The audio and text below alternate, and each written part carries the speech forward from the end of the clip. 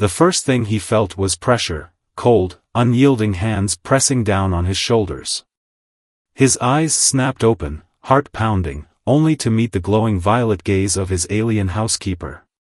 She loomed over him, her smooth, silver-blue skin shimmering in the dim light of his bedroom. "Don't move," she whispered, her voice urgent. His breath hitched. This wasn't part of her usual duties. She was supposed to clean, cook, maybe remind him about unpaid bills, not pin him to the bed in the middle of the night. "What the hell?" he choked out, struggling. Her grip tightened. "Listen. They're here." A low hum vibrated through the walls. The windows rattled. Outside, the sky pulsed with an eerie crimson light. His stomach dropped. That wasn't a storm. "You're not just a human," she said, her voice barely audible over the growing noise. "And I'm not just your housekeeper." The ceiling exploded. The blast tore through the roof like paper. Debris rained down, and he barely had time to register the searing pain of shattered glass grazing his skin before his housekeeper, no, not just a housekeeper, yanked him sideways. Her strength was inhuman, effortlessly flipping him off the bed and shielding him with her body as chunks of plaster and metal crashed around them. "Stay down," she hissed. The air smelled like burning ozone. His ears rang, but through the haze, he heard it, a deep, mechanical whirring, like the hum of a starship's engine. His pulse spiked. Starship? Since when did Earth have those? A shadow passed over the ruined ceiling. Something massive hovered above, blotting out the stars. A ship, sleek, black, and utterly alien. "Who are you?" he gasped, staring at the woman who had worked in his home for months, brewing coffee and folding laundry like any normal person. She didn't answer. Instead, her fingers dug into his wrist, and for the first time, he noticed the faint bioluminescent markings swirling beneath her skin, patterns that pulsed in time with the ship's eerie glow. "No time," she said. "They've tracked you." Tracked him? He was nobody, just a guy who worked a dead-end job and barely remembered to take out the trash. A beam of light lanced down from the ship, scanning the wreckage. His housekeeper's eyes narrowed. "They think you're helpless. They're wrong." Before he could react, she grabbed his face, forcing him to meet her gaze. "You don't remember yet, but you will. Your name is—" A deafening screech cut her off. The beam locked onto them. And then the floor gave way. The world dissolved into chaos. 1 second, he was staring into his housekeeper's glowing eyes, the next, they were falling. The floor collapsed beneath them, plunging them into darkness. He barely had time to scream before something wrapped around him, something alive, shifting, like liquid metal. His housekeeper's arms. They hit the ground hard, but the impact wasn't bone-shattering. She had taken the brunt of it, her body absorbing the force like a shock absorber. Dust and debris rained down around them, but she was already moving, dragging him to his feet. "We have to go. Now." His legs shook, but adrenaline kept him upright. The basement, he'd forgotten it even existed. A cramped, unfinished space filled with old boxes and forgotten junk. Except now, the far wall wasn't a wall at all. It was a door. A door he'd never seen before, sleek and metallic, embedded with the same glowing patterns that pulsed beneath her skin. She pressed her palm against it. The door hissed open, revealing a tunnel that sloped downward into darkness. "What the hell is this?" he demanded, voice cracking. "Safety," she said, shoving him forward. "Or as close to it as we can get." Behind them, the ceiling groaned. The ship's beam intensified, cutting through the wreckage like a blade. He didn't need to be told twice. They ran. The tunnel was cold, the air thick with the scent of damp earth and something else, something electric, like the air before a storm. The walls were lined with more of those strange markings, casting an eerie blue glow. "You're going to explain," he panted, stumbling as the ground beneath him shifted. Right now. She glanced back at him, her expression unreadable. You're not human. Not entirely. The words hit him like a punch. That's insane. Is it? She didn't slow down. Then how do you understand me? He froze. She wasn't speaking English. Hadn't been for a while now. And yet, he understood every word. A tremor ran through the tunnel. The ship was digging. They'll tear this planet apart to find you, she said. Because you're the last one who can stop them. The tunnel shuddered violently as another explosion rocked the surface. Dust rained from the ceiling, stinging his eyes, but his housekeeper, no, his protector, never slowed. Her grip on his wrist was iron, dragging him deeper into the glowing passageway. Stop saying crazy things, he shouted over the rumbling. I'm just some guy. I pay taxes and forget my passwords like everyone else. She whirled on him so suddenly he nearly collided with her. The bioluminescent marks along her arms flared brighter, casting sharp shadows across her face. Then why, she said slowly, did your blood test show 17% non-terrestrial DNA when I ran it last month? His breath caught. That got his attention. You, what? A pained smile flickered across her features. I wasn't just cleaning your house. I was guarding you. Waiting for the day they'd come. She touched a hand to his chest, right over his pounding heart. Your parents hid you here after the war. They made you forget. But your body remembers. Another impact shook the tunnel, closer this time. The walls groaned under the strain. No time, she muttered, pulling him forward again. We need to reach the vault before.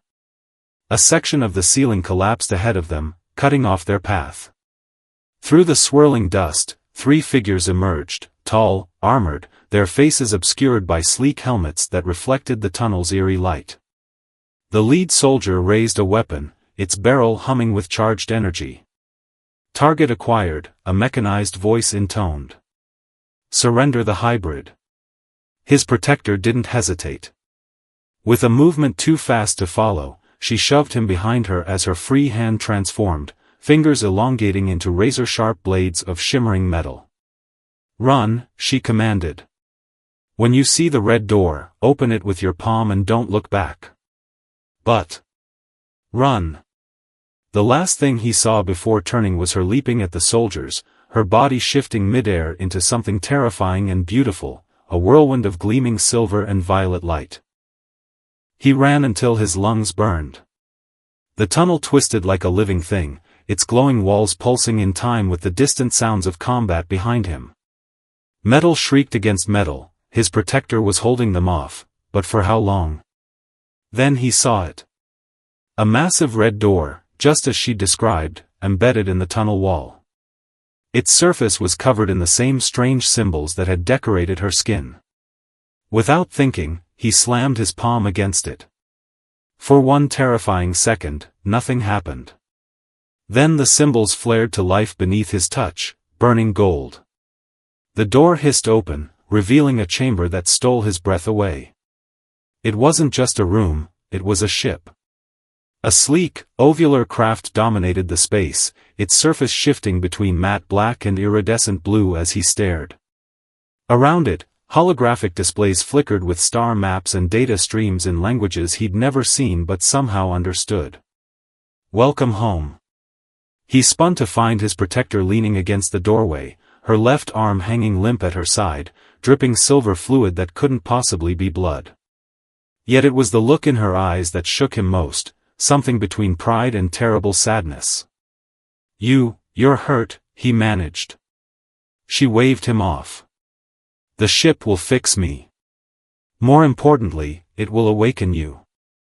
She limped forward, pressing a hand to the craft's surface. A hatch spiraled open with a sigh. Get in. But those were just scouts.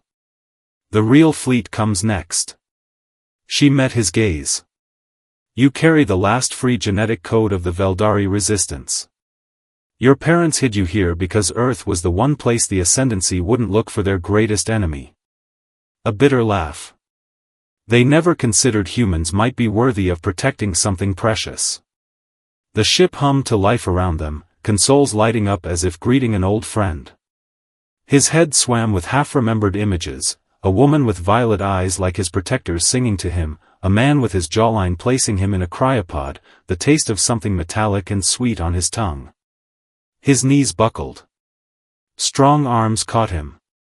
Breathe, his protector murmured. The memories will stabilize soon. She guided him into a chair that molded to his body like liquid. But first, we run.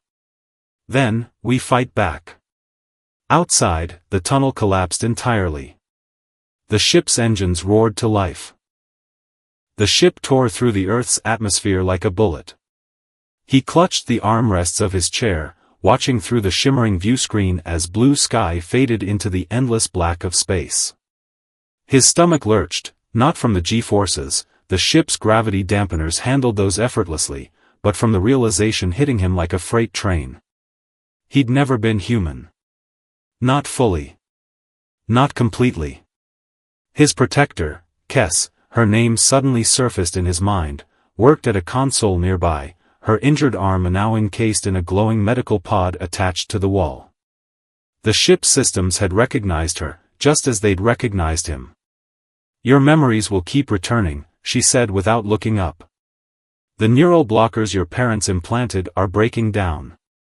He pressed his palms to his temples as another wave hit him, flashes of a sprawling silver city under twin suns, the scent of ozone and something floral, the echoing chant of voices singing in a language that vibrated in his bones.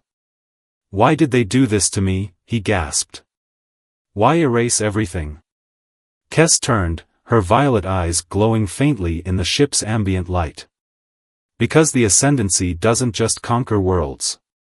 They consume them. And you. She tapped a command into the console. The viewscreen shifted, displaying a DNA helix that twisted between human and something far more complex. You were designed to stop them. The screen zoomed in on his genetic code. Human at first glance, but threaded through with something extraordinary, adaptive nanites, dormant since childhood. Weapons. Tools. Waiting to be awakened. A proximity alarm blared. Kes swore in a language that made his teeth ache. They're here. The viewscreen flickered, revealing the nightmare emerging from behind the moon, an Ascendancy dreadnought, massive as a mountain, its spined hull drinking in the sunlight. Dozens of smaller ships poured from its underbelly like angry hornets. Can we outrun them? He asked, already knowing the answer. Kessa's smile was all sharp edges. Who said anything about running? She slammed her palm against the main console. Initiate awakening protocol. The ship shuddered.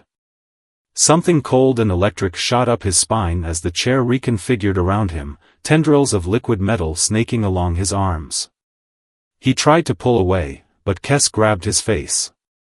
Listen carefully, she said as the first plasma bolts streaked past their viewscreen. You were never supposed to be a refugee. You're a weapon. And it's time to fire. The liquid metal reached his throat, and bit down. The pain was beyond anything he had ever known. Liquid fire raced through his veins as the nanites merged with his cells. His vision fractured into 1,000 overlapping images, seeing the ship's interior, the approaching enemy fleet, and the quantum resonance of spacetime itself all at once. Somewhere in the storm of sensation, Kessa's voice anchored him. Focus on one thing. Your first command. He gasped, the word tearing from his lips unbidden, shields. The ship moved. A dome of crackling blue energy erupted around them just as the Ascendancy's plasma cannons fired. The impacts rocked the ship, but the shield held.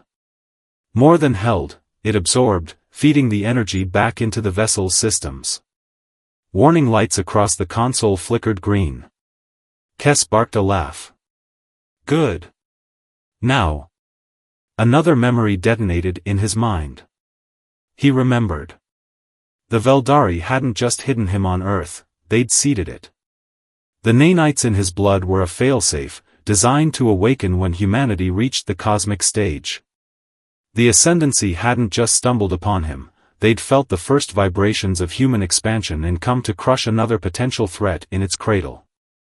And he was the answer.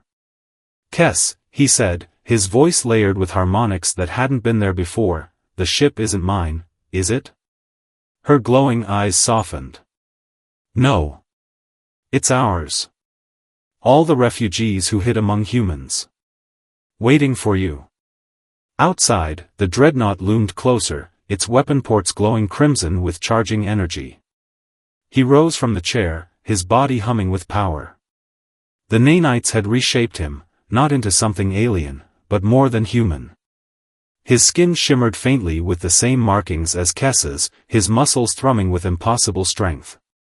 Then let's show them why that was a mistake. He didn't need to touch the console. The ship responded to his thoughts. Engines roared as they arrowed straight toward the dreadnought, dodging plasma fire with impossible grace. The Ascendancy had expected a scared hybrid. What they got was a storm. His fingers flexed. The ship's weapons sang. Energy beams lanced out, precise as scalpels, shearing through the dreadnought's turrets. The smaller ship swarmed, but he was everywhere, predicting their moves before they made them, the nanites enhancing his reflexes to godlike speeds. Kes hooped as they spiraled through the chaos, her hands flying over auxiliary controls. Their shields have a frequency weakness at. I know, he said, smiling. A single, perfectly aimed shot pierced the dreadnought's core. For one suspended second, nothing happened. Then the great ship unfolded, its hull plates peeling back like flower petals as the reactor went critical. The explosion lit up the dark, a brief artificial sun that painted his face in fiery light. Silence settled over the wreckage. Kes exhaled shakily. They'll send more. He nodded, watching Earth's blue curve in the view screen. Then we'll be ready. The nanites hummed under his skin, whispering of dormant fleets hidden in asteroids, of human Veldari hybrids scattered across the planet, of a war that was only beginning. He turned to Kes, the last of his human hesitation burning away. First, we wake the others. And as the ship banked toward home, something long dormant stirred in the hearts of those below, a defiance, a righteousness, a rallying cry that would echo through the stars.